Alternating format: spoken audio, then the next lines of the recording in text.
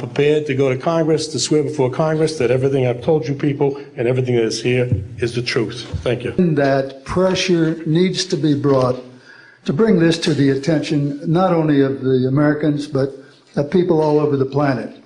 These vehicles have been seen and confirmed all over the planet. I am willing to sign a sworn statement or testify to my judgment and to what I have observed. Such things do exist. And I will testify to this under oath to a congressional hearing. I will testify under oath before Congress that everything that I have said is true. These statements are true. I'm willing to testify under oath before Congress. Thank you. I will say at this point, to keep it short, that I will testify under oath as to what I say is true, and I will do so before Congress. Thank you. I'm willing to testify to the truth of all these matters that I've spoken about this in front of Congress under oath. Thank you. For an Air Force Base. And I'd be glad to testify to Congress that this is absolutely the truth. Thank you. Particular experience, I will testify before Congress if necessary and explain exactly what happened. Thank you. We have to disclose what we know. And I am willing to testify before Congress under oath or before any other organization that what I witnessed was true. I'll testify under oath before Congress that what I'm saying is the truth. I'm willing to testify before Congress that what I'm saying is true, and thank you very much. Thank you. You're heroes for being here also, and I will testify in front of Congress if asked to. That's pretty much my story, and I'm prepared to tell the story in front of Congress, and it is the truth. Now, I stand before you today in my almighty God, and I tell you this. If Congress calls me in and says, will you testify in detail what you know, I stand here today prepared and ready to do just that. Governments must never lie to the people for no reason. Prepared to testify in detail concerning these events and their truthfulness before Congress. Thank you very much. I'm happy and proud to serve as General Counsel to the Disclosure Project. Thank you very much.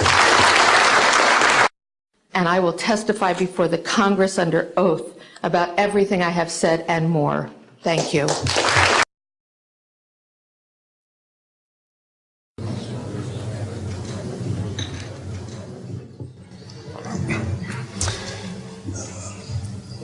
Years ago, the great screen actor Jimmy Cagney was working with a young actress that was about to be fired. He went to the director and said, let me talk to her. And he walked over to the actress and he said, look, it's simple.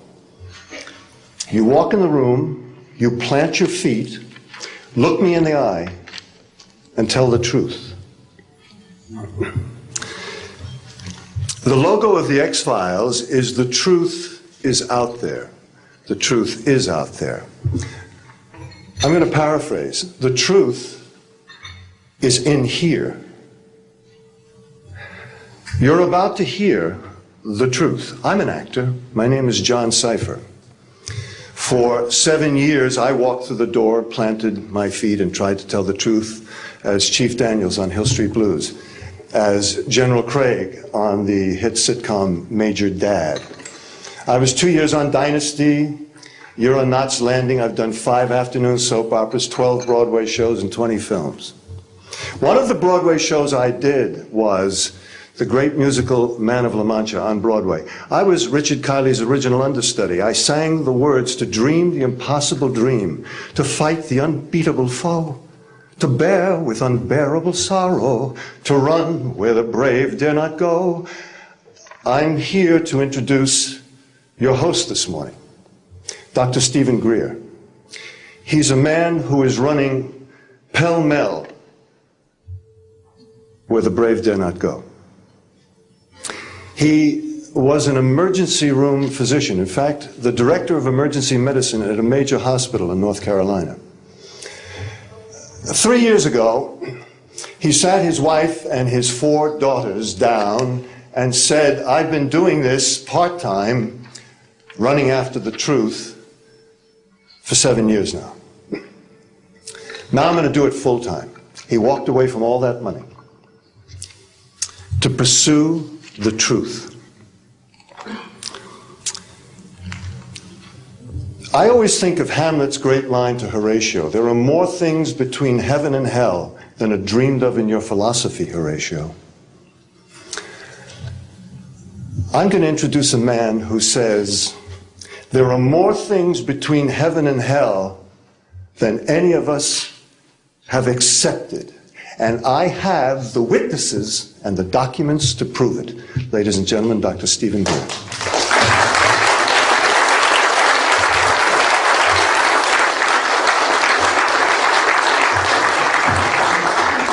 Thank you very much, John. Members of the press, the American public, and people of the world.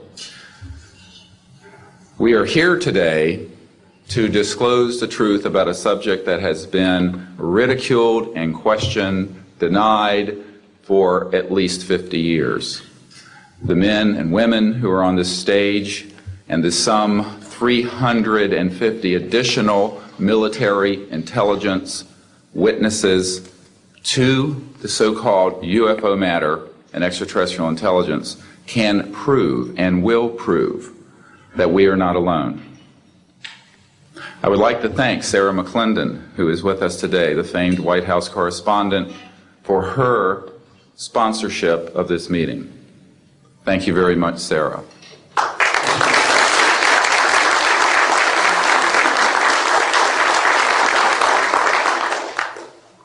In 1993, a group of military advisors to this project and I met out in the countryside in Virginia. And we decided that it was time for civilians, military, intelligence, and other people to come together to disclose the truth about the subject which is called UFOs. Since that time, I have personally briefed a sitting Director of Central Intelligence, James Woolsey, President Clinton's first CI director.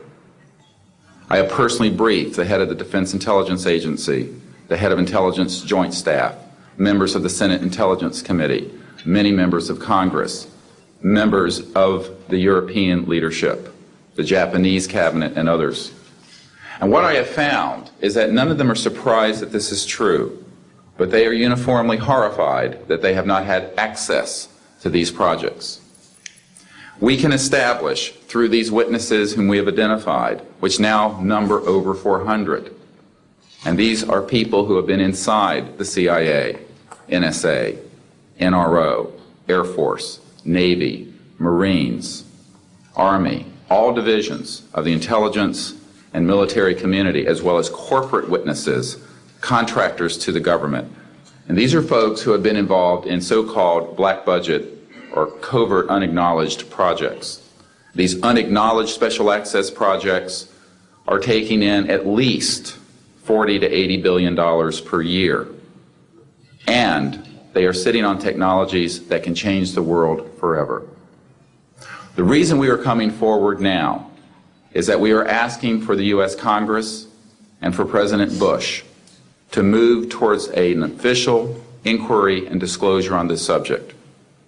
It has the most profound implications for the human future, for the U.S. national security, and for world peace. Specifically, technologies connected to UFO and extraterrestrial vehicles, if declassified and used for peaceful energy generation and propulsion, would solve the looming energy crisis definitively, would end global warming, would correct the environmental challenges that the Earth is facing. It is also critical that we begin to debate as a society the propriety of placing weapons in space. If indeed, as we can prove, it is true that we are not alone and that space is territory which we are sharing with other civilizations, it could be a very imprudent, destabilizing thing to place weapons in space. This is not being debated because it is off the national and international radar screens. It needs to be placed on it, and we are here today to do it. We can establish through this testimony that these objects of extraterrestrial origin have been tracked on radar going thousands of miles per hour, stopping and making right-hand turns, that they use anti-gravity propulsion systems, which we have already figured out how they work in classified projects in the United States, Great Britain, and elsewhere. That these objects have landed on terra firma, at times have been disabled, and have been retrieved specifically by teams within the United States, that extraterrestrial life forms have been retrieved, and their vehicles have been taken and studied thoroughly for at least 50 years.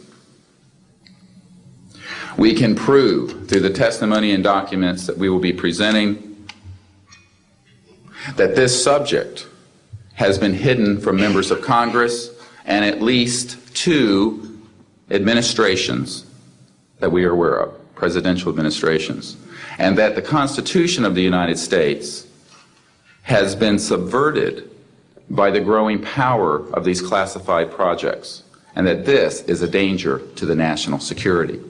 There is no evidence, I wish to emphasize, that these life forms from elsewhere are hostile towards us. But there is a great deal of evidence that they are concerned with our hostility.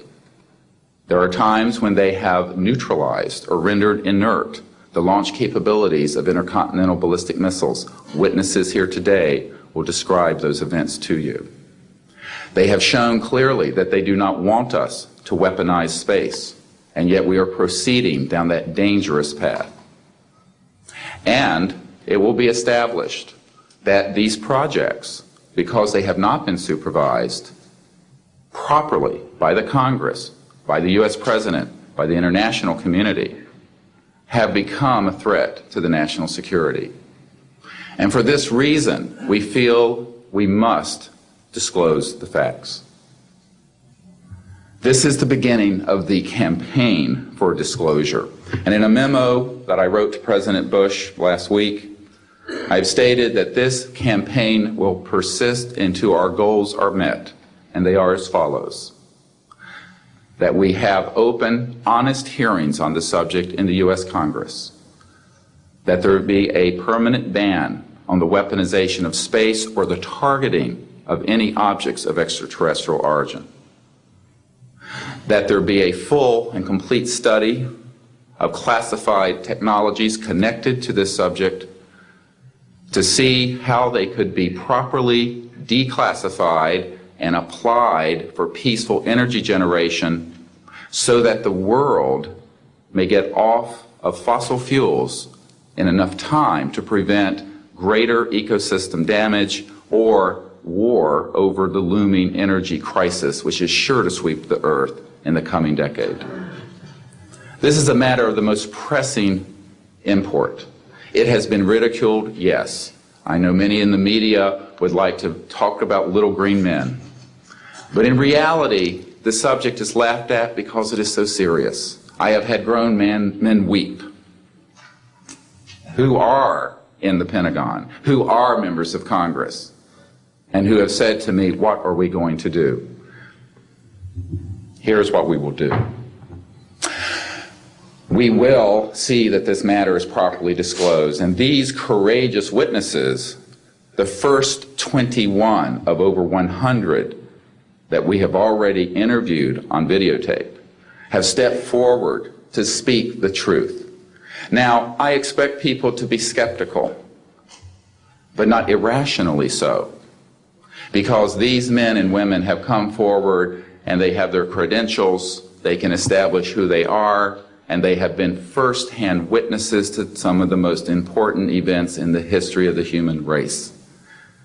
As was pointed out to me by some of the men here, they were charged with handling the nuclear weapons of the United States. Their word was trusted on everything of great importance for the national security. We must trust their word now. As Monsignor Balducci said at the Vatican, in an interview I had with him recently, of these witnesses. So please be skeptical, but that is not the same as prejudiced and closed-minded. This is a matter of great importance, and I ask the media, the scientific community, and the political community to look seriously at this matter and to do the right thing for humanity and for our children. We have available for the media and for members of Congress a nearly 500-page briefing document with transcripts from dozens of these top-secret witnesses. We have a 4-hour videotape summary. It's not a commercial product, I'll warn you, from this project of the 120 hours that we have in interviews so far. They've been boiled down to 4 hours, and it's available for the Congress to review and for the major media to review. We can establish that this subject is real and has tremendous significance for the human future. I ask on all of you who are listening to contact the members of Congress that represent you and the leaders around the world and other countries and ask them to hold an honest inquiry into this subject, to support a ban on weaponizing space, since we are sharing space with other life forms, and that we move quickly as a people to understanding that this is the end of the childhood of the human race. It is time for us to become mature adults in the cosmic civilizations out there. To do this, we must become a peaceful civilization, and we must look as we go into space with an intent of cooperating with other civilizations, not weaponizing that high frontier. The men and women who will speak next will do so in order, beginning on your left. They will introduce themselves. I ask for the media to refrain from questions until each witness has spoken briefly about who they are and what they have personally been involved with or witnessed in their government, military, or government-connected careers. At the end, we will have questions. All of you may ask questions for as long as we can stay here, and we will provide you with all the information that you need. So we will begin now with the first of our witnesses, Mr. John Callahan.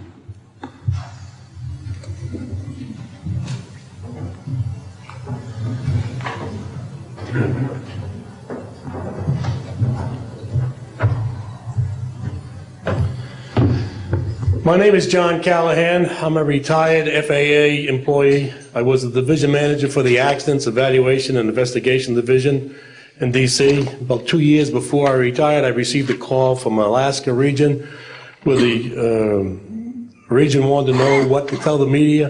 When I questioned, tell the media what, he says about the UFO, and it went downhill from there. What UFO? It turned out I told him what any government employee would do at that time was to tell him it's under investigation. And then I had him send all that data to the FAA's tech center in Atlantic City. The next day, my immediate boss, service director, Javi Safir, and I went to Atlantic City. I had just purchased a new video camera, and I videoed the event. In Atlantic City, we had them play back on a scope, you would call it a scope, a plan view display, PVD, exactly what the pilot seen or what the controller seen, and we tied that in with the voice tape so we could hear exactly what the controller said and what he heard, and we taped it. We came back the next day, briefed the administrator, Admiral Ingen, on what happened. He wanted a 5-minute briefing. After we started the briefing, he wanted to know if he could see the video. We put the video on. He watched the video, the whole video. The next day, he set up a meeting for me to give a dog and pony show to President Reagan's scientific staff and whoever they brought over, and to hand off all that data to them. That morning in the FAA round room, it was either 9 or 10 o'clock, 3 men from Reagan's scientific staff, 3 CIA people, 3 FBI people, and I don't remember who the other guys were, along with all the FAA experts that I brought with me that could decide or talk about the hardware and the software, how it worked. We put on a dog and pony show. We let them watch the video. We had all the data there. We had all the printouts that the computer put out. They got all excited over it. When it was all done, the CIA, one of the CIA men told the people they were now sworn to secrecy, that this meeting never happened and this event never happened. When I asked him why, I thought it was probably just a stealth bomber at the time, he says, well, this is the first time that we have recorded radar data on a UFO, and these guys are going to get all excited, drooling over all this data. I said, well, you're going to tell the public about it. And he says, no, we don't tell the public about this. It would panic the public. He says, we're going to go back and study this. I said, okay. It was what he was going to do. Now, I've told this story many times, and I get sometimes funny looks from people. I have with me the voice tapes of the controllers that were involved, the FAA original tapes. See, after we handed this stuff off to the president's staff, the FAA didn't know what to do with it. We don't separate UFOs from real traffic, so it's not our problem. Okay? I have a copy of the original of the video that we took, which is rather interesting. And once the thing was all over, the reports started coming into my office, but because it wasn't an FAA air traffic problem, the FAA's report ended up on a table in my office. And it stayed there until I retired, when one of the staffers packed up all my gear and helped it move to my house. Also, in a box I found just a few days ago, in my 1992 tax return, I have the target printouts from the computer data, which, so if you wanted to or look at every target that was up there at the time, you can now reproduce this from this piece of paper here. And it's called the UFO incident, Japan 1648, I believe the number was, that happened on November the 18th, 1986. I'm prepared to go to Congress, to swear before Congress that everything I've told you people and everything that is here is the truth. Thank you.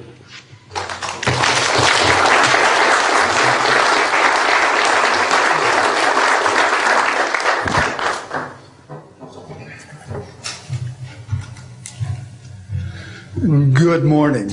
I hope you'll pardon me. I'm a little bit nervous. My name is Charles L. Brown. I'm a Lieutenant Colonel, U.S. Air Force, retired, subsequently 7 years with the Foreign Service.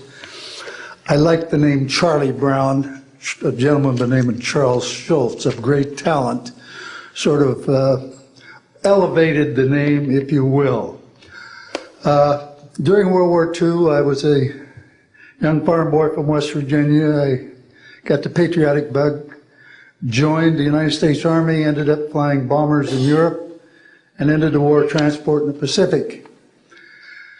Finished college in the late summer of '49, recalled to active duty in the newly formed United States Air Force.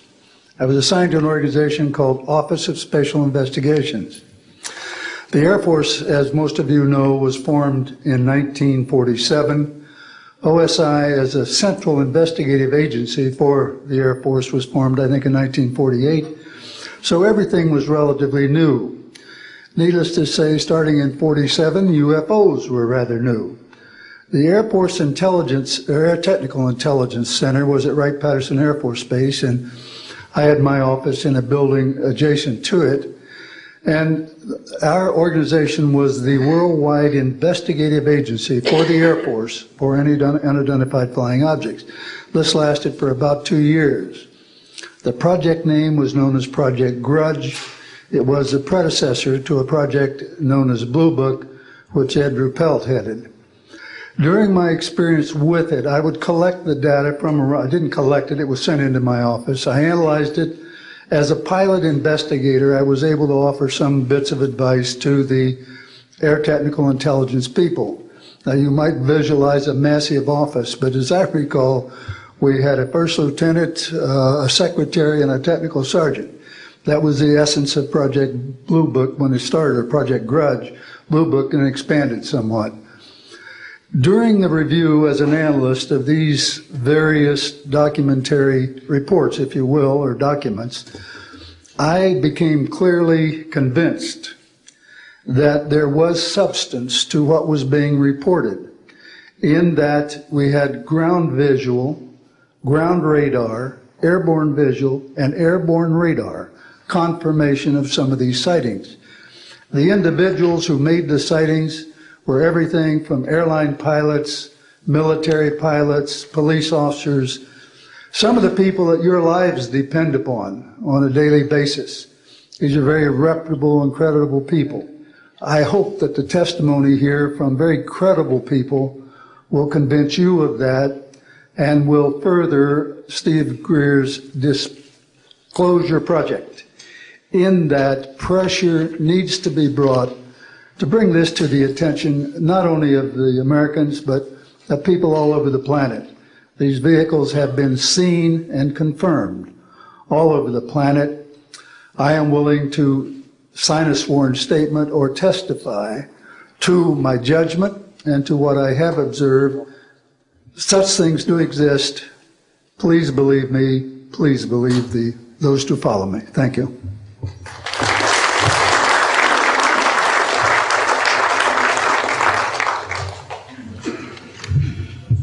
My name is Michael Smith. I was in the Air Force, a sergeant from 1967 to 1973.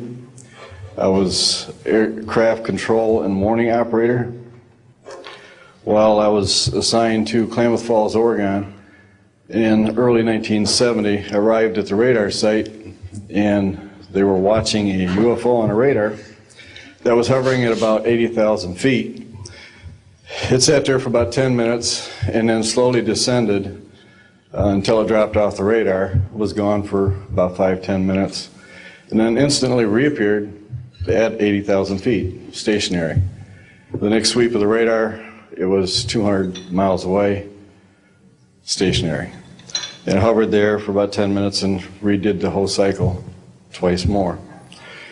When I found out what you normally do when you see a UFO, I was told that you notify NORAD, you don't necessarily write anything down, you don't write anything down, and you keep it to yourself. It's a need-to-know basis only. And NORAD one night called me about later in the year to let me know as a heads up that there was a UFO coming up the California coastline. I asked them what I should do about this. They said, nothing, don't write it down, it's just a heads up.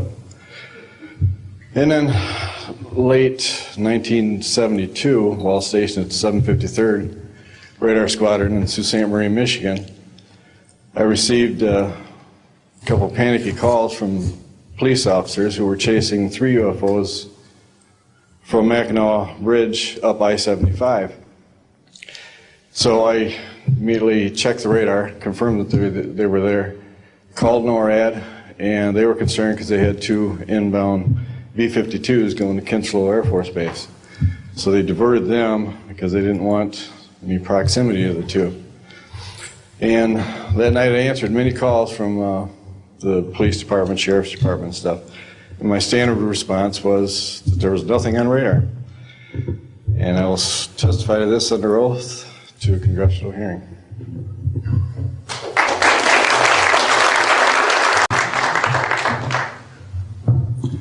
My name is Graham Bethune. I'm a retired Navy commander, pilot, had a top secret clearance. 50 years ago, February the 10th, 1951, I was flying from Keflavik, Iceland to Argentia, Newfoundland. It was at night, it was dark. About 300 miles outside of Argentia, I saw a glow on the water, like approaching the city at night.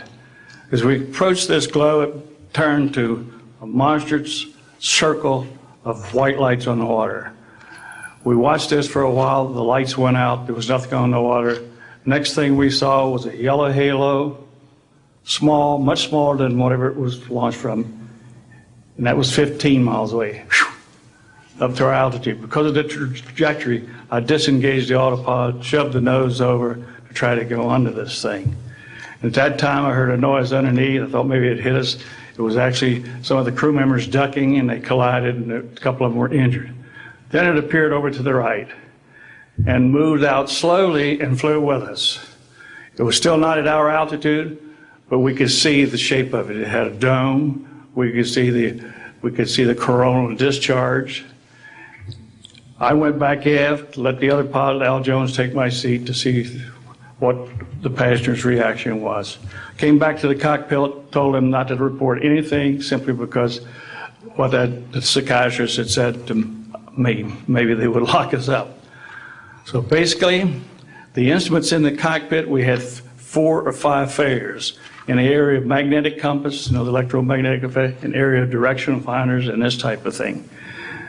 The craft was tracked by radar in excess of 1,800 miles an hour. It never did get to our altitude. We had 31 passengers, plus the psychiatrist and the crew members that all cited this at different areas. When we landed at Argentia, Newfoundland, we were interrogated by the Air Force, an excellent interrogation, Captain Paulson.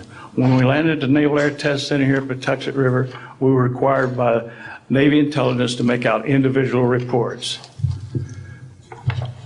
Out of the National Archives, I have the 18-page official Navy and Air Force report. I've made up a report to straighten out all the truth. There's a stack of books out there this high that have written all of this up. So the truth is here. I will testify under oath before Congress that everything that I have said is true.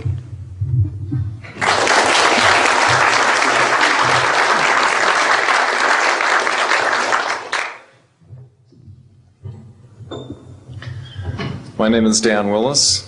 I was in the United States Navy. I held a top secret crypto level 14 extra sensitive material handling security clearance. I worked in the code room at the Naval Communications Station in San Francisco. In 1969, I received a priority message from a ship near Alaska that was classified as secret. The ship reported emerging out of the ocean near Port Bow, a brightly glowing reddish-orange elliptical object, approximately 70 feet in diameter, emerged out of the water, shot into space, traveling at about 7,000 miles per hour. This was tracked on ship's radar and substantiated. Years later, I worked at the Naval Electronic Engineering Center in San Diego for 13 years. The co-worker who I worked with worked at the NORAD facility. When he first started working at the facility, he noticed objects going on the screens that track everything out in space and in the air, objects going off the scale, doing right-angle turns. When he inquired, his older supervisor advised him that, quote, it was just a visit from one of our little friends. He thought this was a little unusual. These statements are true. I'm willing to testify under oath before Congress. Thank you.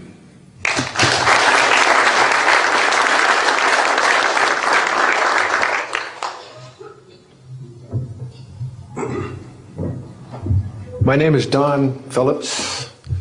I was in the United States Air Force and had worked with certain intelligence agencies of the United States government. Prior to my Air Force, prior to joining the Air Force, I worked for the famous Lockheed Skunk Works. And I was working for them when I was attending college, and I worked for them in the capacity as a design engineer. It was one of my proudest moments of my life to work with a man by the name of Kelly Johnson. A lot of you might be familiar with that. It turns out that the models of aircraft that we were building, as you know, were all classified, were in the deep black, and that I came in on the end of the U-2 project. My main project was known later as the SR-71. The SR-71 had a predecessor. It had a special model built for the CIA, and that those models were one passenger, one pilot special aircraft in order to get from one place to another very, very quickly. Now these SR-71s, as we know them, the Blackbird, are the type of aircraft that are still classified in a sense as far as the altitude that it flies at and also the speed records that it holds. I'm very proud to say that this aircraft played a big part in helping to end the Cold War. The aircraft, the predecessor aircraft, there's strong evidence to suggest that perhaps these aircraft had a different role once in the air. Each pilot, and I know a few of them, each pilot had an assignment before they took off, okay? They learned about the assignment immediately prior to takeoff, and there's strong evidence to suggest that there was a dual role in that they were monitoring some type of traffic to and from planet Earth. This can be verified at a later point. I'll jump into my military experience. My first field assignment for the United States Air Force was at Las Vegas Air Force Station. And that was my first experience with Las Vegas, and I couldn't understand why people were being so excited about going to a place such as this, but I soon found out about a year later. Nellis Air Force Base is located there. Nellis is a major training center for different types of special aircraft and fighter aircraft, one of the premier training sites for pilots all around the world. However, when I learned that my assignment was at a radar site 50 miles out of town, up near Mount Charleston, I had no idea where I'd be, so finally in the daylight I was able to find the location and reported in 1965 for duty. In 1966, early in the morning, about 1 to 2 a.m., I was staying there on base, and our barracks were at about 8,000 feet. I heard a lot of commotion. You know, at that altitude, sound carries tremendously. And I thought, well, it's early in the morning, it's summertime, and it's very warm, and maybe I should get up and take a look. I didn't really want to, but I got up and took a look, walked up to the main road up near my office, which was the commander's office. I was on the commander's staff, Lieutenant Colonel Charles Evans. And I was saying, who's making all this noise? Who's making all this noise at this time of the morning? So when I got within about 50 yards of the 4 or 5 people that were standing there, one being the chief of security, they were looking up in the air, and I said, gee, their heads are all looking at the same direction. Well, I looked up to the west, northwest, and to my amazement, there were lights flashing around the sky, moving at anywhere from what seemed like 2,400 to about 3,800 miles per hour. Now, the fact that we're taking an estimate from a distance, you know, we figured, well, this is quite something. However, we continued to watch these darting lights go across the sky and stop, absolutely stop, come to a dead stop, and reverse in an acute angle their direction, and then proceed on in they were traveling so fast that you could almost see a pattern left by, if you are computer people, when you move a mouse real quick across the screen, you see a little bit of a tail. Well, that's exactly the way these 6 or 7 craft worked. After 5 minutes of watching these things, they all seemed to group up to the west, northwest. Okay? They started to come in on a circle. But what I would like to point out is that where they were putting on their display in the northwest sky, just directly east of that is what is known as Area 51. Area 51 is a AEC name, okay? Atomic Energy Commission. That was the old name for Atomic Energy Commission. We knew it as the Groom Lake Flight Test Facility in the Air Force. And it was where we tested our aircraft after we got the prototype made from the Skunk Works. So here are these, let's get back to the circle in the sky. What they did was coalesce and started rotating in a circle, and then they disappeared. Well, I thought, gee, this is something that we have to keep quiet, and that was verified by the chief of security. But we waited there and talked it over for a little bit, and it seemed like, I think it was an hour. Then came the radar people from the scopes, which were at 10,000 plus feet, came down for their dinner at 2 o'clock in the morning. And the first person off the bus was a good friend of mine, Anthony Kesar. He said, he was white as a sheet, and he says, did you see that? Yeah, we all said, yeah, it was a nice display. What a show. He says, we documented them on radar. And he says, we didn't give them clearance. The standing order was let them fly through the radar beam. He says, we documented 6 to 7 UFOs. Now, we don't know who was guiding those, but they were certainly intelligent, and we don't know where they landed because they coalesced and disappeared. So I will say at this point, to keep it short, that I will testify under oath as to what I say is true, and I will do so before Congress. Thank you.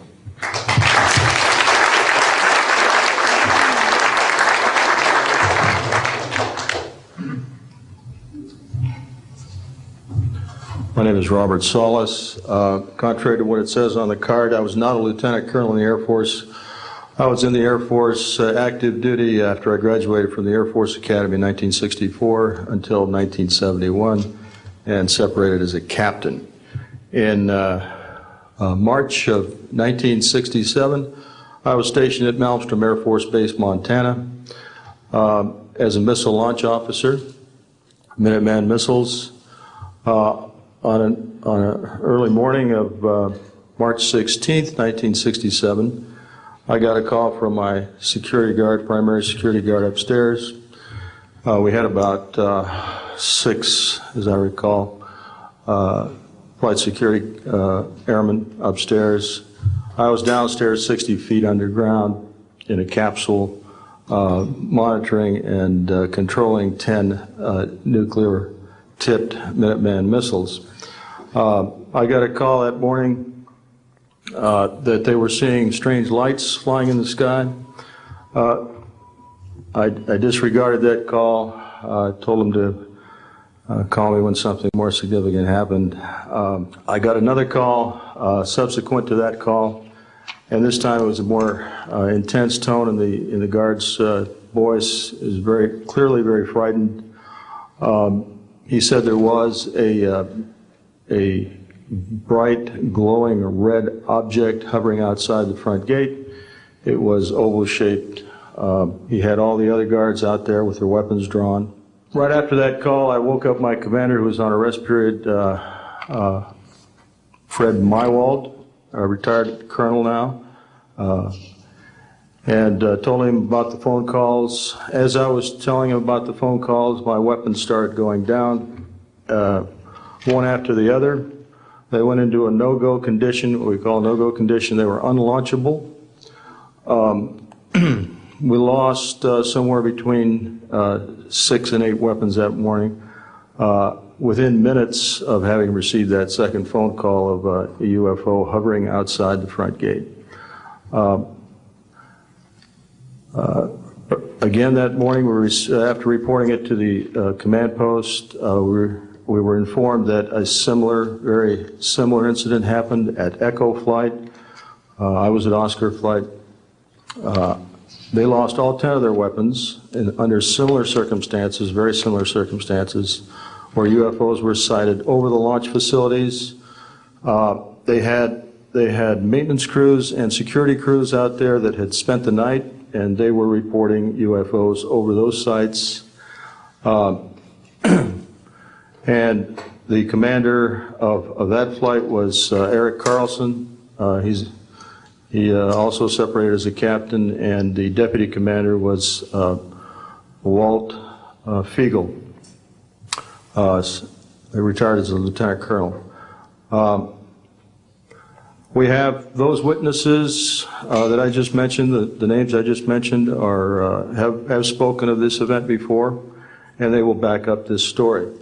We also have documentation that I received through FOA requests from the Air Force outlining the Echo Flight incident and including in that documentation a reference to UFOs.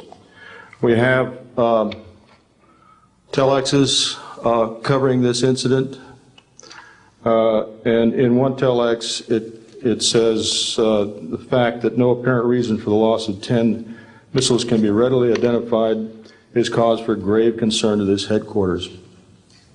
This was from SAC headquarters.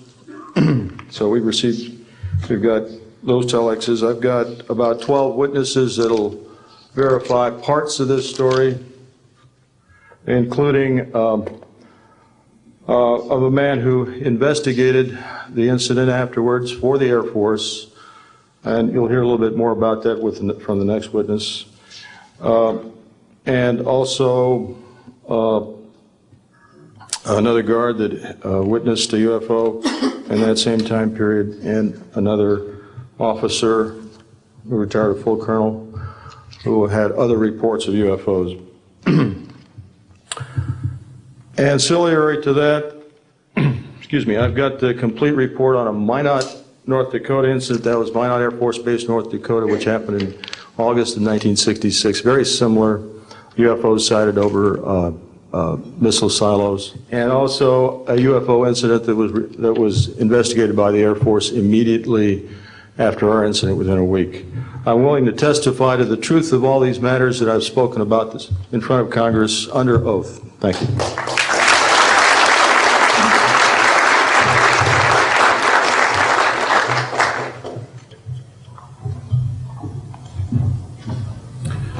Good morning. My name is Dwayne Arneson.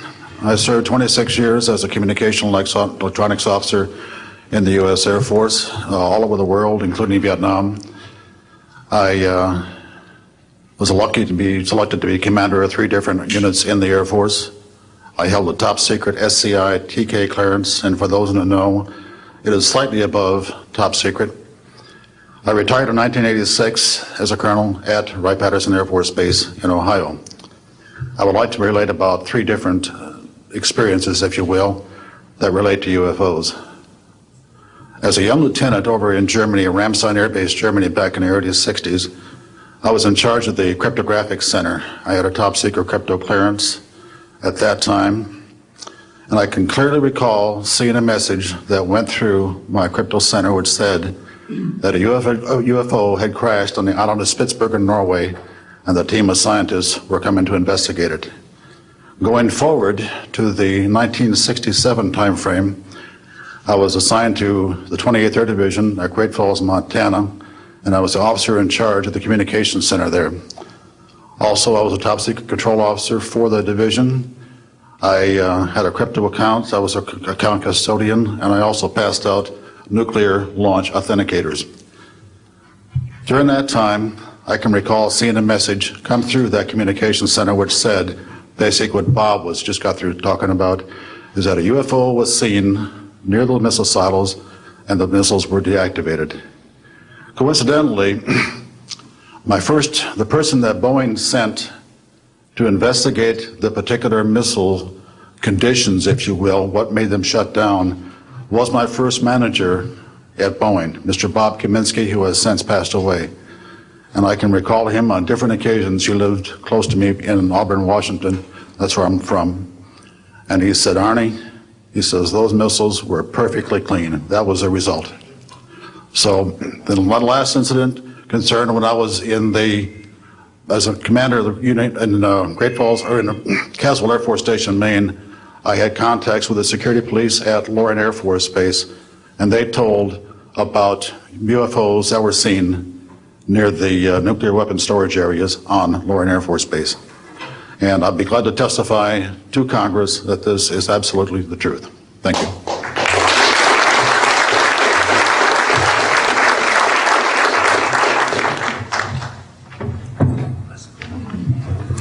Good morning. My name is Harlan Bentley. During 1957 and 1959, I was a PFC in the United States Army, stationed north of Washington, D.C. on the Nike Ajax missile base close to Albany, Maryland. In May, this month of 1958, about 6 a.m., I heard a noise outside that sounded like a pulsating transformer. I sat up in my bunk, I looked out the window, I saw a craft heading for the ground and crashed. Pieces broke off of that craft, immediately took off again. So there's a lot more to that story, but I've got to speed this up. Now, the next night, I was on radar duty. I get a call from the Gaithersburg missile base. He says, hey, I got 12 to 15 UFOs outside 50 to 100 feet above me. So I asked him, I said, what does it sound like? He took his head mic off, held it out the van window, and said, here. And the same sound I heard the previous morning, except a lot more of them. So my radar was on standby, so I immediately turned it on and got the blip just outside of the ground clutter. I marked it on my radar screen. And then for a few minutes later, all of a sudden they took off. As they took off, the sweep came around, hit the blip. The second, and when it came around, it hit it again. That blip was 2/3 away off my radar scope. In order to get that far at a constant velocity was 17,000 miles an hour. That was my first incident. 10 years later, by this time I received a Bachelor of Science degree in electrical engineering, and I was working in California. Now, I'm sorry that all I can say is I was somewhere in California working on a classified project that had nothing to do with my experience that I had there. As I was working, and it was like 2 or 3 in the morning, California time, I heard a Houston astronaut communication link, comlink.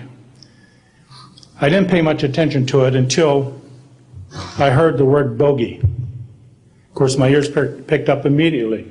An unidentified flying object of some sort, whether it's a craft, meteorite, or whatever, was on a collision course with that module going to loop around the moon. So basically, I listened for some time, and then I stopped and went back to work. And then I heard, there they go. In the astronaut world, some of you may not know this, there's a term called green turtle. And it used to be, I don't know if it is today or not, but it used to be is you're not allowed to use profanity over the net.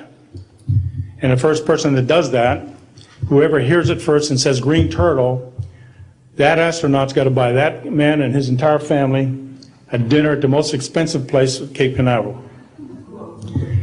Well, to end this real quick, one of them said, damn, they went off, the UFOs took off. He says, damn, that was fast. And somebody yelled, green turtle. And then he said another word, a synonym to crap. And then somebody else yelled, green turtle. And you could see him, he grit his teeth, because now he had to buy 2 expensive meals. And my particular experience, I will testify before Congress if necessary, and explain exactly what happened. Thank you.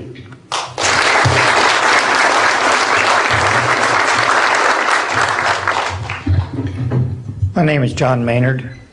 I'm a retired Army. I retired as a Sergeant First Class. For my entire 21 years of service, I held a top secret clearance.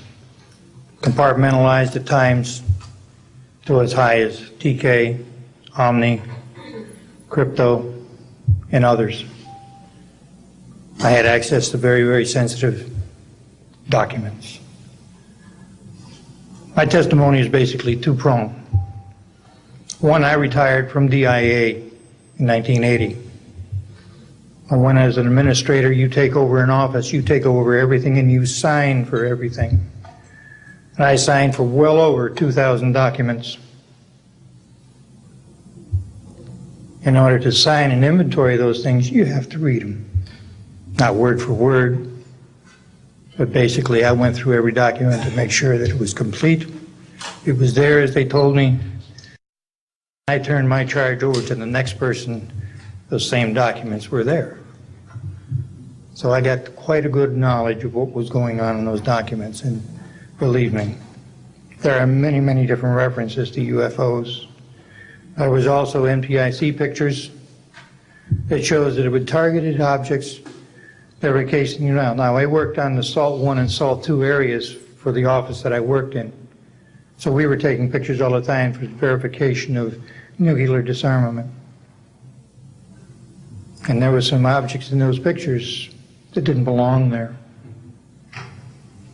The second prong to this whole thing is that a lot of people talk about conspiracies over a shadow government.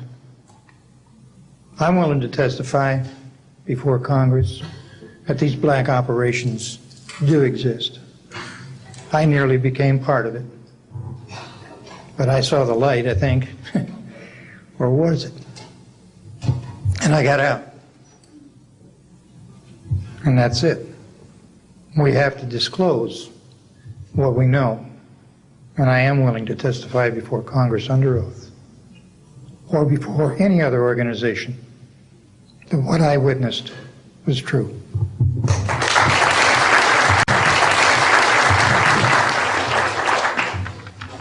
Good morning. My name is Carl Wolf, and I was a precision electronics photographic repairman with a top secret crypto clearance in the United States Air Force. I was stationed at Langley Air Force Base in Virginia.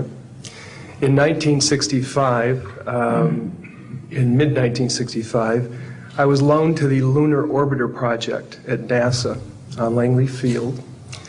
Dr. Colley was in charge of that project. They had problems with a piece of electronic equipment that was bottlenecking their production of photographs. I went to the facility, and when I walked into the facility, there were scientists from all over the world. I was stunned, actually, to see people at a NASA project from all over the world. It didn't make any sense to me initially. I was taken into the laboratory where the equipment was malfunctioning. I couldn't repair it in the dark. I asked to have it removed. Airman second class was in the dark room at that time. I was also an airman second class. I was interested in how the whole process functioned, how the data got from the lunar orbiter to the laboratory. I asked the young man if he'd describe the process to me. He did. About 30 minutes into the process, he said to me, in a very distressed way, by the way, we've discovered a base on the backside of the moon. And then he proceeded to put photographs down in front of me, and clearly in these photographs were structures, mushroom-shaped buildings, spherical buildings, and towers. And at that point, I was very concerned because I knew we were working on compartmentalized security. He had breached security, and I was actually frightened at that moment. And I did not question him any further. And a few moments later, someone did come into the room. I worked there for 3 more days, and I remember going home and naively thinking, I can't wait to hear about this on the evening news. And here it is, more than 30 years later, and I hope we hear about it tonight. And I will testify under oath before Congress that what I'm saying is the truth.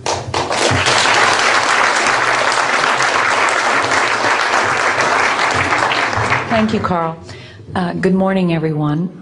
My name is Donna Hare, and I worked at Philco Ford Aerospace from 1967 to 1981. During that time, I was a design illustrator, draftsman. I did the launch slides and landing slides, and also projection plotting boards, lunar maps for NASA. We were a contractor, but most of the time I worked on site, in Building 8. I had the opportunity to do extra work during downtime, which was between missions, and I walked into a photo lab, which was the NASA lab, across the hallway. I had a secret clearance, which is not that high, but I was able to go into restricted areas, which this was. At the time, I was talking to one of the techs in there, and he drew my attention to a photograph, a NASA photograph. It had a dot on it, and I said, what is that? Well, he drew my attention to it, and I said, is that a dot on the emulsion? And he said, and he's smiling, and he has his hands crossed, and he said, round dots on the emulsion don't leave round shadows on the ground. And this was an aerial photograph of the Earth, I'm assuming the Earth because it had pine trees on it, and the shadows of the craft or whatever it was were in the same angle as the trees. And by its very nature, UFO, and I wanted to clarify that to a gentleman that was talking to me, means unidentified. So I did not know what this was. But I realized at this point that it's very secret, that it was kept secret, because I asked him, what are you going to do with this piece of information? And he said, we always airbrush these out before we sell them to the public. So they're pesky little creatures appearing on this photograph they wanted to get rid of. After that, I decided I would ask questions to other people that work there. And I found that I had to ask them away from the site and not on site. A guard told me that he was asked to burn some photographs and not to look at them. and there was another guard guarding him who was in green fatigues, watching him burn the photographs. And he said he was too tempted. He looked at one, and it was a picture of a UFO, and he was very descriptive. I can go into that later with anyone. He immediately was hit in the head, and he had a big gash in his forehead. He was knocked out, and he's terrified, so he would have to be protected. Another incident, I knew someone in quarantine with the Apollo astronauts. He told me that the Apollo astronauts saw craft on the moon when we landed, and that is what he told me. And he also was afraid. He said that the astronauts are told to keep this quiet. They're not allowed to talk about it. So I do want to let you know that I worked out there for a number of years, and I ran into this. So it's not something everyone knows that works out there for a long time. My boss didn't know about it. Some people that sat right next to me didn't know about it. It's very strange, because I don't know how they can do it, but they can let some people know about it and then others not. I'm willing to testify before Congress that what I'm saying is true, and thank you very much. Thank you.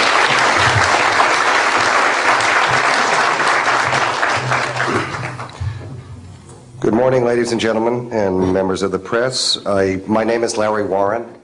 20 years ago, in 1980, I was a security specialist assigned to RAF Bentwaters, Woodbridge, NATO Air Force facilities in Suffolk, East Anglia. I had a secret security clearance.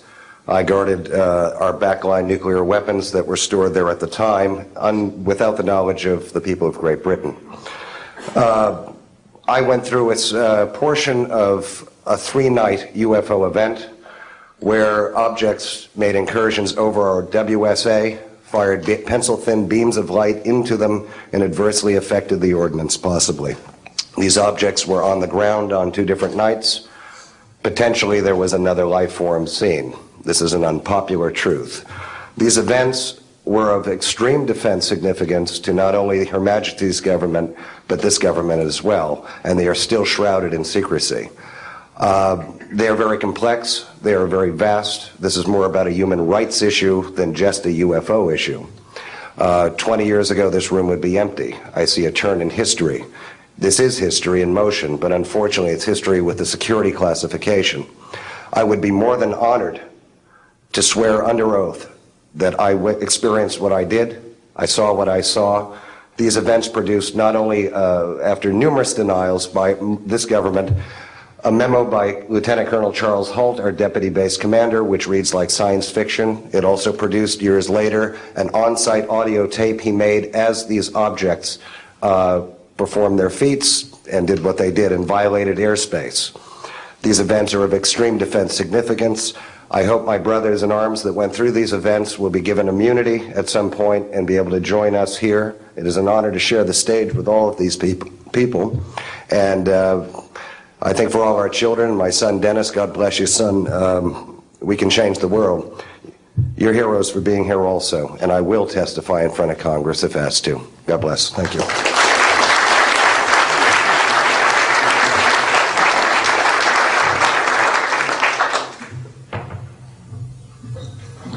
Hi, my name is George Filer III. The reason I'm here is because George Filer V is in the hangar and will be born on Friday. And I'm a retired intelligence officer and flyer with almost 5,000 hours, and I didn't believe in UFOs until London Control called us in the winter of 1962 and asked us, would we chase one? And we said, sure.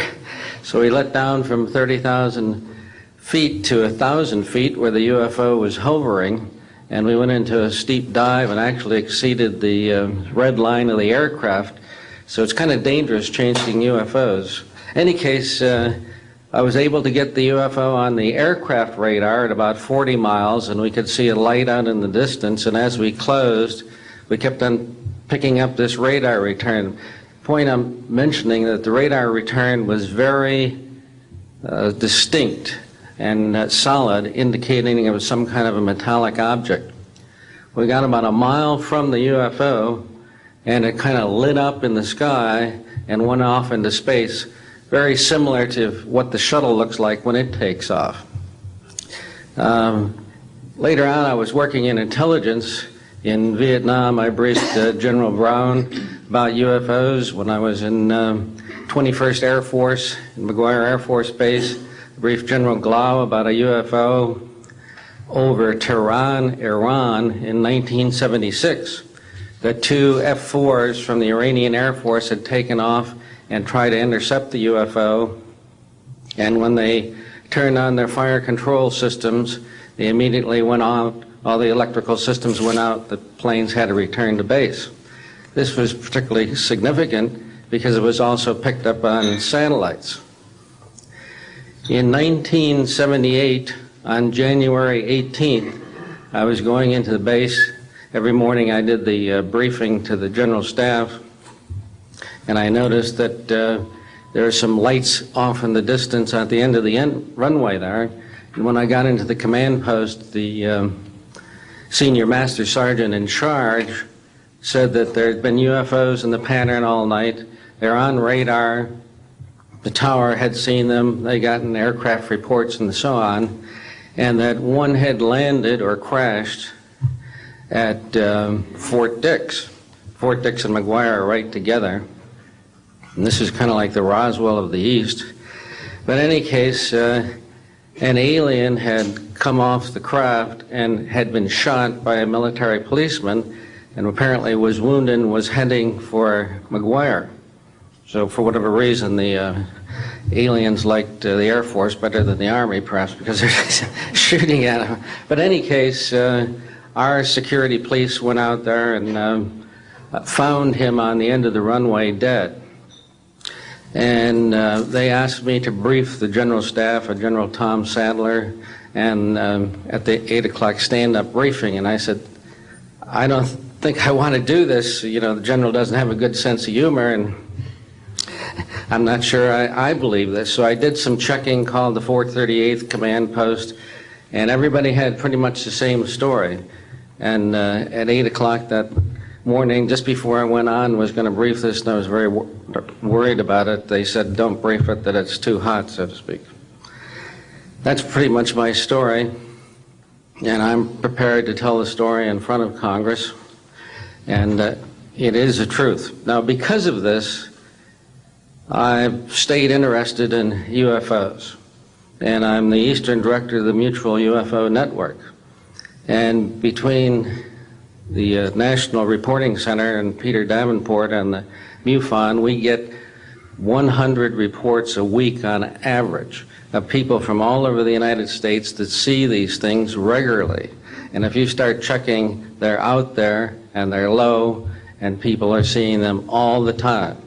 And these are highly qualified people, all of whom essentially give us the reports by email. Thank you.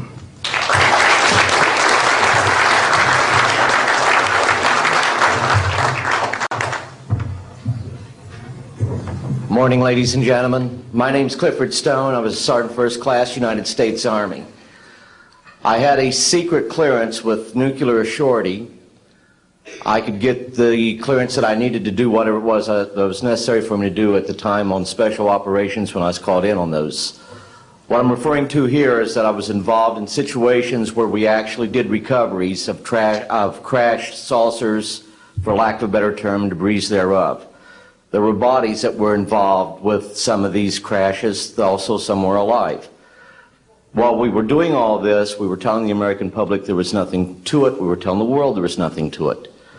I'd like to go into detail on some of the cases, about the nuts and bolts cases right here, but I will be available if you have any questions concerning my involvement in this. You can talk to Dr. Greer to arrange for me to get to talk to you. But the whole situation is, we've set back, we've told the American people that there's no such thing as UFOs. I've been involved where we have recovered these objects. We know them to be of extraterrestrials. In 1969, I had an event that happened to me while I was stationed at Fort Lee, Virginia. We went to Indiantown Gap, Pennsylvania. That would be my first exposure to any time that we would be recovering an unidentified flying object. When we went there, we already had people that was already in the facility. We were a backup team, which was supposed to be NBC because there was supposed to be some nuclear materials that was on board this craft. Later on, most people involved were to be told that there was nothing on board it. It was nothing more than just a crash of one of our aircraft. I know better because I was one of the people that approached it with a Geiger counter to get surface readings. I was the first person to go ahead and see that there were bodies on it.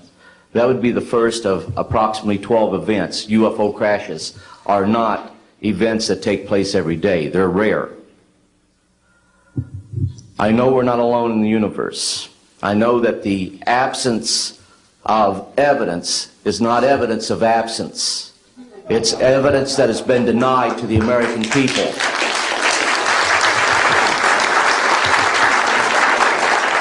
I stand before you today in my almighty God, and I tell you this. If Congress calls me in and says, will you testify in detail what you know, I stand here today prepared and ready to do just that. Governments must never lie to the people for no reason. Thank you.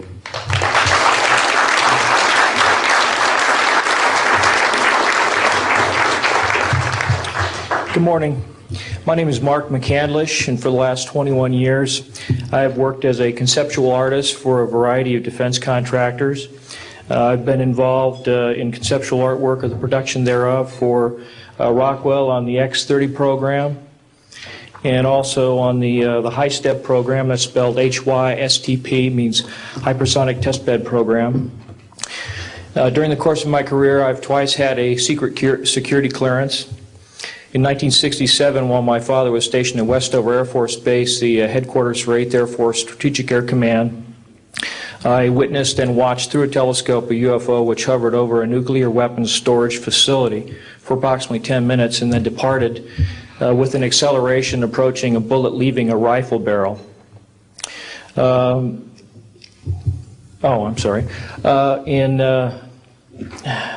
1988, in November, a college buddy of mine, an associate by the name of Brad Sorensen, informed me that he had personally witnessed 3 flying saucers at a very large hangar at Norton Air Force Base during the course of an air show that was held on Saturday, November 12, 1988.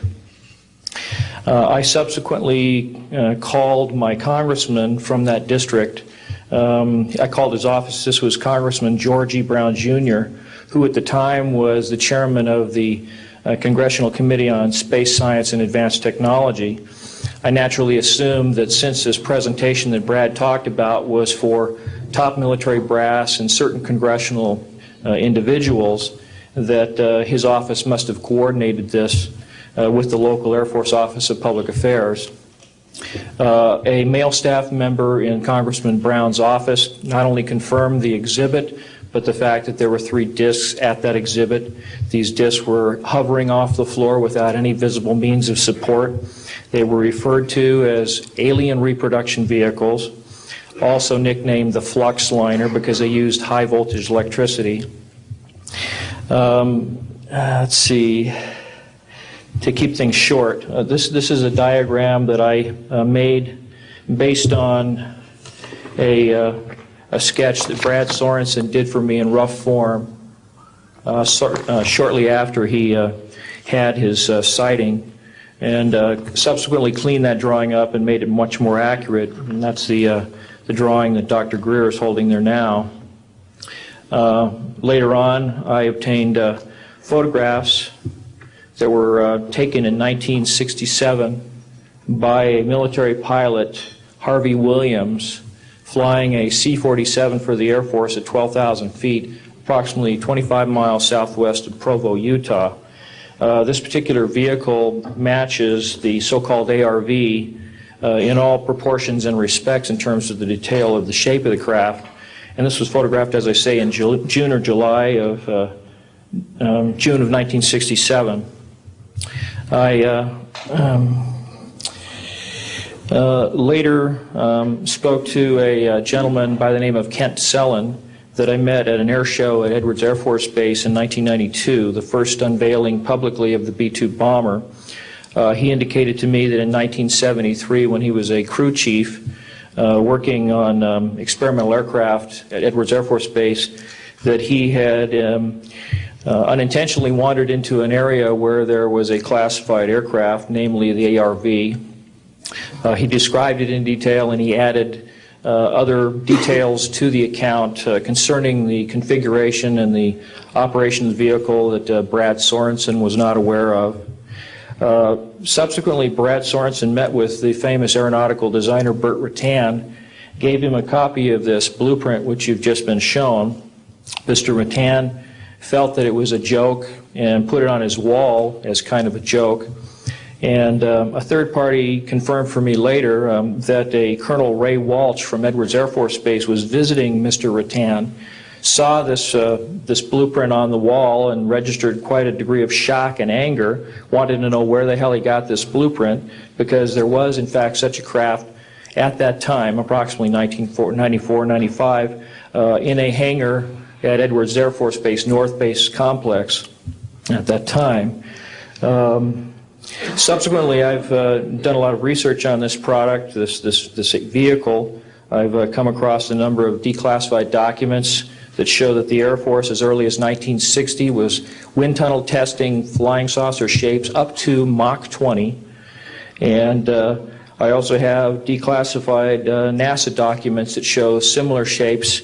In fact, this is the document here that more or less details the wind tunnel testing up to Mach 20. This is the NASA document right here that was declassified, and it shows a variety of spherical and lenticular shapes that were flight tested up to, or I should say wind tunnel tested up to Mach 6.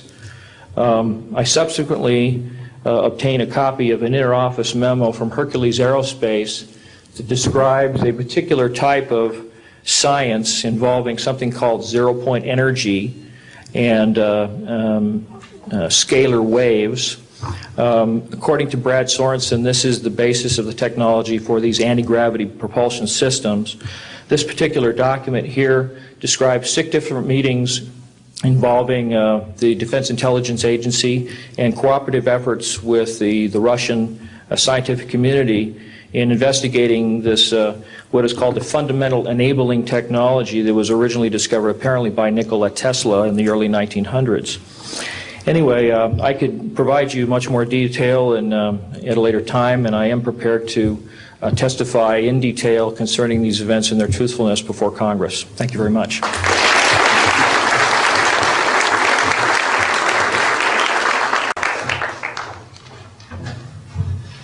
Good morning. My name is Daniel Sheehan. I'm an attorney and serving as general counsel to the Disclosure Project. I'm a 1967 graduate of Harvard College in American Government Studies and Constitutional Law, and a graduate of Harvard Law School.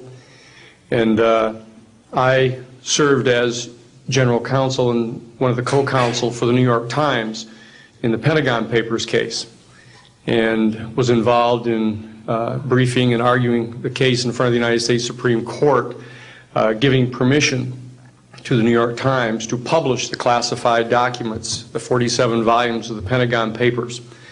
Subsequent to that time, I served as special counsel to the office of F. Lee Bailey as one of the trial counsels when we represented James McCord in the Watergate burglary, and got Mr. McCord to write the letter to Judge Sirica to reveal the Watergate burglars' relationship to the plumbers unit in the White House at that time. Subsequent to my service in that case, I went back to Harvard to the Divinity School to study Judeo-Christian social ethics and public policy.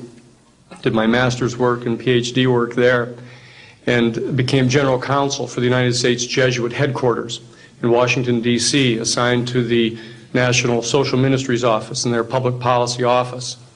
It was there in 1977 that I was contacted by Ms. Marcia Smith, who was the director of the Science and Technology Division of the Congressional Research Service. She asked to meet with me, and I met with her, and she informed me that President Carter, upon taking office in January of 1977, held a meeting with then the Director of Central Intelligence, who was George Bush Sr., and demanded that the Director of Central Intelligence turn over to the President the classified information about unidentified flying objects and the information that was in the possession of the United States intelligence community concerning the existence of extraterrestrial intelligence. This information was refused to the President of the United States by the Director of Central Intelligence, George Bush Sr.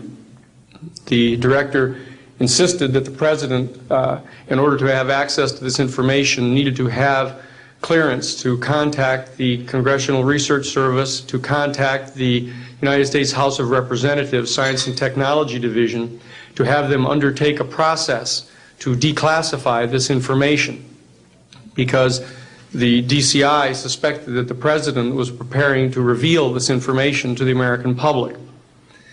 The Congressional Research Service Science and Technology Division, under the directorship of Marcia Smith, was contacted by the House Science and Technology Committee and instructed to undertake a major investigation of the existence of extraterrestrial intelligence and the relationship of the UFO phenomenon to this.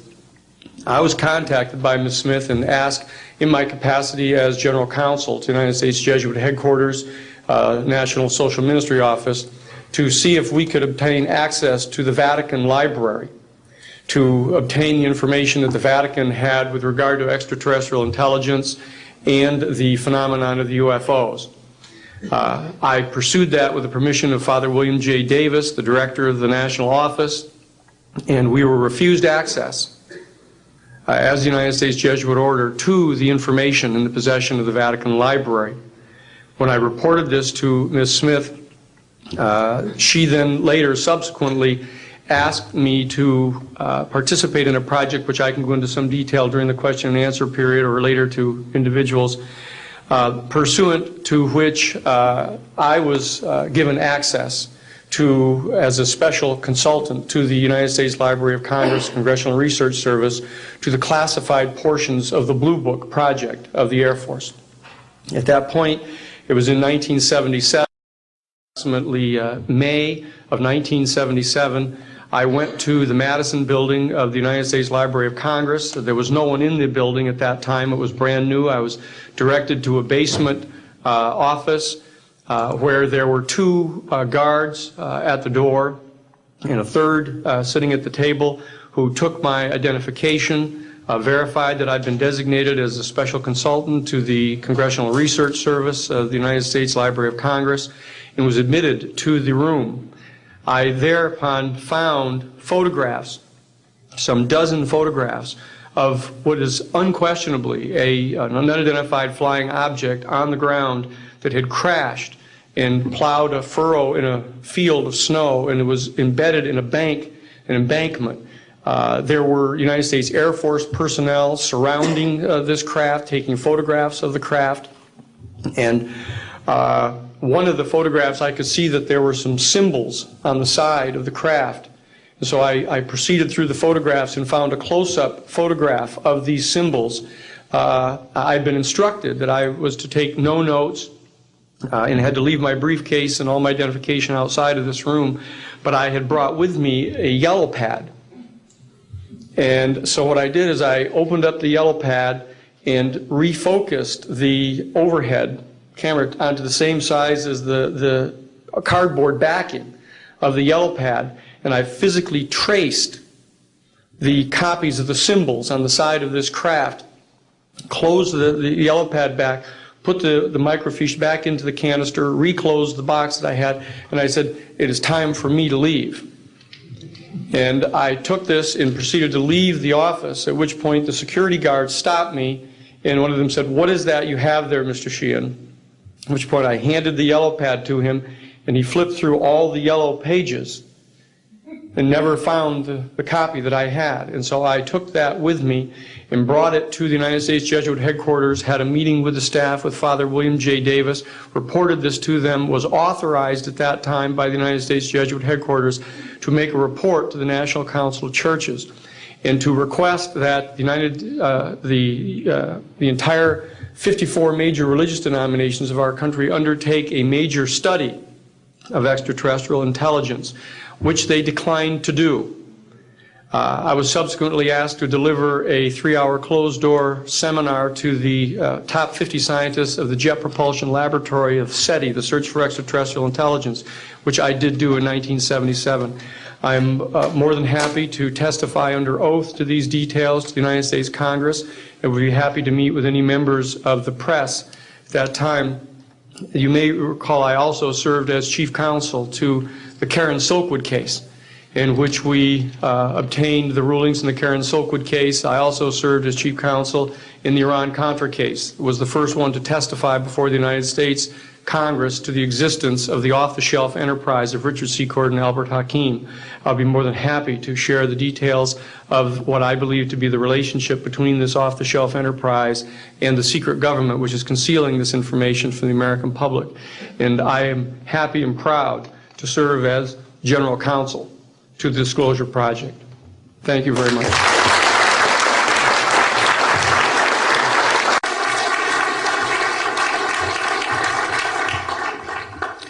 Good morning. My name is Carol Rosen. In 1974, after being a sixth grade school teacher, I was introduced to the late Dr. Wernher von Braun in the U.S., the father of rocketry. In my first meeting with him, during that first 3.5 hours, he said to me, "Carol, you will stop the weaponization of space." And I said, teachers don't stop until June. He said, "No, you have to understand, this is February, and we have to prevent the weaponization of space because there is a lie being told to everyone that the weaponization of space is now first being based upon the evil empire, the Russians. There are many enemies," he said, "against whom we're going to build this space-based weapon system. The first of whom was the Russians, which was existing at that time. Then there would be terrorists. Then there would be third world countries. Now we call them rogue nations or nations of concern. Then there would be asteroids." And then he would repeat to me over and over, and the last card, the last card, the last card would be the extraterrestrial threat. Well, at the time, I kind of laughed when he said asteroids, and when he said extraterrestrials, I knew I wasn't going to deal with that subject. And now we hear on the news just today, this week, that they've slid in another enemy. Only this time we're going to protect our satellites. In other words, we have to have some reason to spend these trillions, to waste these dollars on a space-based weapon system, and they're all lies. This is a system, he told me, that would never protect anyone. Even back then, he talked about suitcase bombs. He talked about chemical, viral, bacterial, biological warfare, that these space-based weapons would never protect us against. And then he told me that, in fact, if you travel around the world, which I did after he died in 1977, I met with people in over 100 countries who were friends. They didn't want to build space-based weapons. I became a space and missile defense consultant, and I worked with people around the world. I became an advisor to the People's Republic of China. They don't want to build a space-based weapon system, and he told me back then that they didn't. He said, "Go to Russia. They're considered to be the enemy." I got on a plane by myself. When I got to Russia, I had a list of people that I had read out of the newspaper. Chernenko was in office then. He was the only one I didn't get a chance to meet. They introduced me to everyone when I got there. And when I got back, I said, "Oh my Lord, this man is telling the truth. There is no threat." And I've been waiting until this day for 27 years, and I'm expecting the spin to happen, because he also explained to me that as a military strategist, as a person who worked on the MX missile, which I did later, he said, "You will find that there is going to be a spin to find some enemy against whom we have to build space-based weapons." And now we should expect the spin, because he said part of the formula for the intelligence community is if they might have a weapon, then we have to consider that they do have these weapons. So now they do have these weapons, so now we have to build these weapon systems. And that's the formula, except that it's all based on a lie. And we have witnesses here today that have shown you that these extraterrestrial beings, that these craft that have come here are now not UFOs, they're identified flying objects, and we know that they have beings in them. And we have witnesses here who have told you that they can shut down our missile silos, they can stop a rocket going into space that's a test. We have witnesses here who have worked in the classified departments who have the courage to come forward here to support what Wernher von Braun told me back in 1974 to 77. And I will testify before the Congress that when I founded the Institute for Security and Cooperation in Outer Space, which I shut down a few years ago because I didn't believe we had a chance with this huge, integrated around the world, complex weapon system, that we had any chance at all of transforming that war industry into a space industry that could provide benefits, like Dr. Greer has said, of global warming. We can end that situation of that problem. We can end the energy crisis. We can build now non-polluting technologies. Wernher von Braun used to tell me that we could have cars back then that drove around off the ground. He described this to me on beams so that we have no pollution on this planet. And we can solve the problems of the people that are urgent and potential, and the other animals and the other cultures on Earth and in space. And we can end the arms race without dislocating the industry jobs, without disrupting the economy, by transforming, Wernher von Braun told me, the war industry into a global cooperative space industry that will provide, he said, finally, more jobs and profits on this planet than during any hot or cold wartime, more products and services that can be applied directly to solving the problems of this planet. And we can have a whole planet now that lives in peace on Earth, with all the cultures on Earth and with all the extraterrestrial cultures in space. And these are words that Wernher von Braun told me in 1974, and I will testify before the Congress under oath about everything I have said and more. Thank you.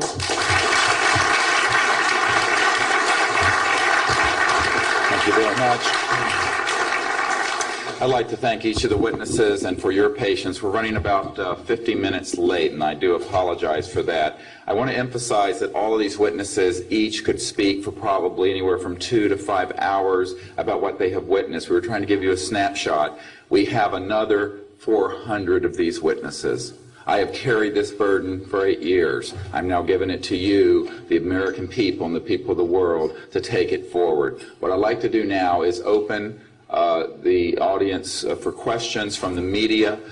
You may address them to me or to an individual witness as you deem appropriate. Yes, ma'am. Proceedings here, and I'm wondering how your screening process went. Can you tell us a little bit about your satisfaction level with that? Well, I'm very satisfied that these are genuine and good people who are speaking truthfully. Not of 400 people that I'm dealing with, not 20 times this number. Have I been fooled? Yeah. I'm an emergency doctor. Let me say something. People come into the emergency department with flank pain, writhing on a stretcher. What have they got? A kidney stone, right? Yeah, well, some of them go into the bathroom, prick their finger, and squeeze blood into the water, the urine sample, to show that they have blood in their urine so they can get a narcotic injection. Now, have I been scammed as an emergency doctor?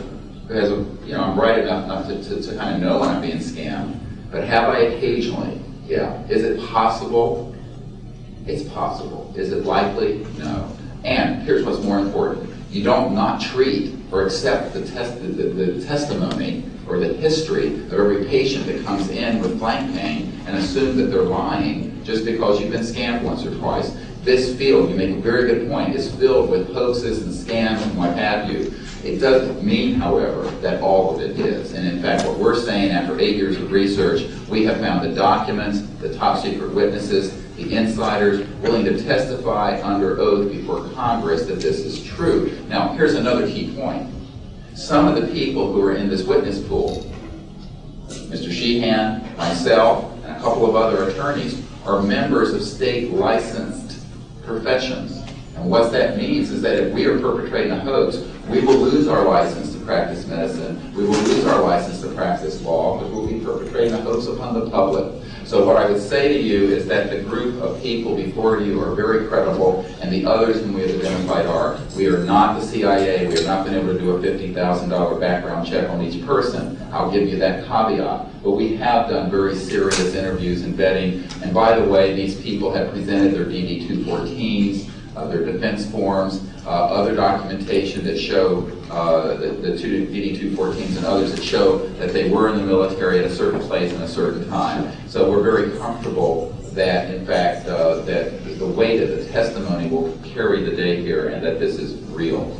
Yes, I had an insight, and it relates to your question. There have been tens of thousands of sightings and experiences from all over the world. Only one of them needs to be true. Because if only one of them is true, then the entire case of the non-reality of these sightings falls apart.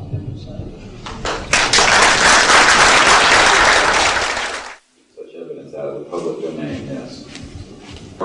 A priori, all signed agreements and oaths that have flowed from such operations are null and void. What that means is, in legal theory, is that if it's an illegal enterprise, the agreements, those that are entered into as a result of that illegal enterprise, have no legal standing. So one of the things I would like to announce today is all of the men and women listening to this need to know they are free to speak. We are declaring all national security oaths on this subject null and void. They have flowed from illegal operations that have no standing constitutionally. My people, my mother's family, who fought in the American Revolution, were prisoner of war with the British to help found this country, did not fight and die to form the United States so that this kind of chicanery can go on. So these men are free to speak, and there can be no legal repercussions against them. We have legal counsel who will also support this theory, and we're taking this to other constitutional scholars. It is time for that game to end. It is time for a new era in the human